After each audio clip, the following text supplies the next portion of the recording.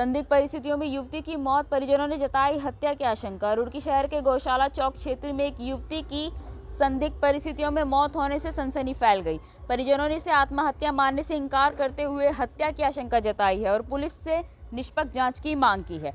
प्राप्त जानकारी के अनुसार गौशाला चौक स्थित कौशिक पैथोलॉजी लैब के पास एक मकान में पिछले करीब 8 माह से रह रही पल्लवी कुमारी की संदिग्ध हालत में मौत हो गई। बताया गया है कि पल्लवी अपने 2 सहपाठियों के साथ किराए के मकान में रहती थी और रायपुर स्थित live health care medical agency में काम करती थी। परिजनों के अनुसार पल्लवी ने घटना से एक दिन पहले अपनी बड़ी बहन से फोन पर बातचीत की थी और होली पर घर आने की बात भी कही थी। इसके बाद शाम के समय जब पल्लवी ने अपनी मां के बार बार किए गए फोन कॉल्स का जवाब नहीं दिया तो परिजनों को चिंता हुई। इस पर पल्लवी की मां ने मकान मालिक से संपर्क किया, जिसके बाद पल्लवी के कमरे में फांसी पर लटके होने की सूचना मिली। सूचना मिलते ही परिजनों में कोहराम मच गया और वे आनन फानन में रुड़की पहुंचे। मौके पर पहुंची पुलिस ने शव का पंचनामा भरकर उसे पोस्टमार्टम के लिए मोर्चे भिजवाया। वहीं परिजनों का कहना है कि पल्लवी खुशमिजाज थी और वह आत्महत्या जैसी कदम उठाने की कोई वजह नहीं थी।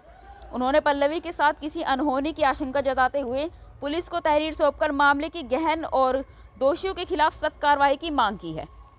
मेरा नाम विजय कुमार राव है। मैं बिहार सहरसा मधेपुरा डिस्ट्रिक्ट। हमारी चचेरी साली हैं पल्लवी कुमारी। वो यहाँ पे 7-8 महीने से यहाँ आ रही थी, जॉब कर रही थी। अभी जहाँ पे घटना हुआ है वहाँ 9 दिसंबर को वहाँ पे आई थी। 2 महीने के करीब हुआ है। वहाँ पे हुआ सूचना ऐसे मिली जो कल 2:30 बजे तक लगभग 2:50 तक भी बात हुई थी। तो बात होने के बावजूद भी जो है वो रूम में आई। उसके बाद 7 बजे उनके पापा फोन किए, फोन रिसीव नहीं कर रहे थे। तो उनके जो साथ में जो है उनके रूममेट थी, उनको फ़ोन किया गया तो वो कहीं बाहर बोल रही थी मैं सहारनपुर में हूँ। फिर जो है वो आई तो वार्डन मैम का नंबर दी। वार्डन मैम जो है बात हुई तो वो बोली आई रूम में चेक करने के लिए। तो वो जो है देखी तो पंखे में लटकी हुई है। यानी मुझे तो साजिश सी लग रही है, क्योंकि वो कल इतना खुश थी, गई भी थी। एक आरोग्य हॉस्पिटल है वहाँ पे ट्रेनिंग के लिए भी, तब भी बहुत ज़्यादा खुश थे। रूममेट के ऊपर मुझे शक लग रहा है। उनको पता है, उनसे कोशिश कर रहा हूँ लेकिन वो बताना नहीं चाहती है। उन लोगों का ही साजिश है, वो जानती है लेकिन बता नहीं पा रही है। हम लोगों को इंसाफ चाहिए, मुख्यमंत्री से चाहिए, पुलिस प्रशासन से चाहिए। हम लोगों को इंसाफ चाहिए। हमारी बच्ची छोटी सी 20-22 साल की बच्ची को मार दिया गया। तहरीर तो अभी तक तो नहीं दी है। अभी आ रहे हैं तो पोस्टमार्टम के बाद तब कह रहे हैं जो आप आओगे तो आपकी तहरीर लिखी जाएगी। आपका कहाँ से आप? मेरा नाम संजय कुमार है। मैं मधेपुरा बिहार से हूँ। ऐसा तो मेरी कजन साली है जो यहाँ रहती थी, जॉब करती थी। 9:30 बजे मुझे फ़ोन आया कि उसके साथ कोई घटना हुई है, आप लोग जाके बात कीजिए। तो मैं बोला उसका नंबर भेजिए। तो जिस पीजी में रहती थी उस वार्डन मैम का मुझे नंबर भेजा। फिर वहाँ में जब मैं फ़ोन किया तो बोला कि वो जो है ना फांसी लगा ली है। मतलब वो कहाँ पे है? तभी रूम में ही है। मतलब जब तक हम लोग नहीं आए आप उसको उतारिएगा नहीं, हम मेरे सामने ही आएगा, हम पहुँच जाएंगे 2 घंटे के अंदर। बोला नहीं, उसकी एक दोस्त है प्रीतम, वो आई हुई है, पुलिस वाले यहाँ आए हुए हैं, वो ले जा रहे हैं। मत ले जाने दीजिएगा, मैं आऊँगा तो ले जाएंगे। जब मैं यहाँ 11:30 बजे पहुँचा तो वहाँ नहीं मिला मुझे डेड बॉडी।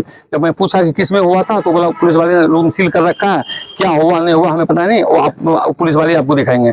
हम कैसे मान लें कि फांसी लगाया है?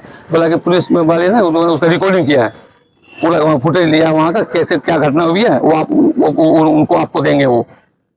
फिर हम यहाँ आए हैं सर, तो यहाँ फ़ोन किए तो बोला कि पंचनामा होगा, मैम आ रही है। फिर खुद आप भी वहाँ गए थे, वहाँ से यहाँ भेजा। फिर बोला कि पंचनामा करके पोस्टमार्टम करके फिर मेरे पास इंस्पेक्टर साहब आगे मिलो, फिर अपना जो कहना है कार्रवाई होगी। क्या मानते हैं, पल्लवी ने आत्महत्या की है या उनके साथ में किसी तरह की कोई घटना घटी? पल्लवी ऐसी लड़की थी कि आत्महत्या कर ही नहीं सकती, वो सोच ही नहीं सकती थी। हम लोगों को सजेशन देती थी कि टेंशन नहीं लीजिए, ऐसे सब कुछ बोलती थी। कल 2:50 में अपने बहन से बात की, मम्मी से 2 बजे 1 बजे बात की, बहुत खुश थी वो। 17 तारीख का उसका टिकट बना हुआ था गाँव जाने के लिए कि होली में हम घर जाएंगे। ऐसा लग ही नहीं रहा। तहरीर देंगे आप किस मामले? तहरीर देंगे मामले। वो लड़की उसके साथ जो रहती है उससे पूछते हैं तुम लोग इतना दिन से साथ रहती हो, बताओ क्या हुआ नहीं हुआ। वो लोग कुछ बताने को तैयार नहीं हो रही है। उसको मैं बोला तुम लोग कहाँ थी? वो बोली कि वो हम तो चले गए थे सहारनपुर मार्केटिंग करने के लिए। तो बोले मार्केटिंग की हो, तुम क्या लिए वहाँ पे? तो कपड़े लिए। तो बोले कपड़े दिखा देना। तो बोला कपड़े नहीं है, मैं किसी और के पास छोड़ के आई हूँ। फिर बिल दिखा दो तुम लोग। तो बोला बिल भी नहीं है, व्हाट्सएप पे हमें दिखा रही है। मैंने व्हाट्सएप पे क्या तुम्हारा फोटो खींचा तो नहीं है, तुम्हें किसी ने भेजा है, इसको हम कैसे मान लें? तो बस की टिकट बस उस पर हल्की शक मुझे हो रही है कि हो सकता है उसको मालूम हो और हमें बताना नहीं चाह रही है। शक है आपको किसी के ऊपर?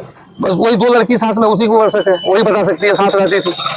तहरीर तहरीर देंगे जी, जरूर देंगे। मांग हमें करते हैं प्रशासन से। इंसाफ से जस्टिस चाहिए बच्चे को। हमें तो पता होना चाहिए हमारी बच्ची यहाँ पढ़ती थी या रहती सब कुछ करती थी, ऐसा क्यों हुआ? ऐसे तो किसी के साथ हो जाएगा तो बच्चे को, बेटी को कौन पढ़ाएगा कहीं बाहर भेज के?